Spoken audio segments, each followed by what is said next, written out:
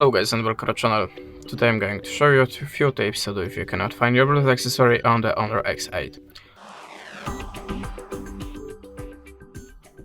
So when I have a problem with my headphones, I will starting from the simplest way, just restart the Bluetooth connection.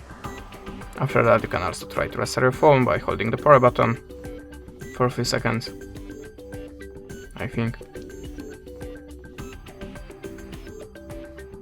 Okay, yes, and now just tap on the restart. Little bit obvious, I know, but sometimes it works.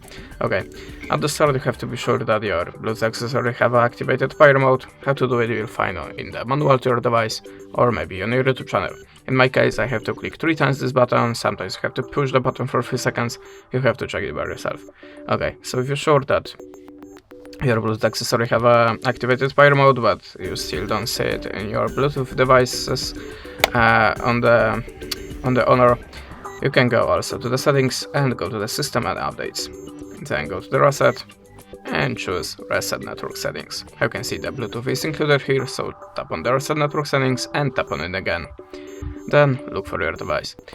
After that you can also check the system updates, so go to the system and updates again, go to the software update, and if you have any update, just download it and install by this button.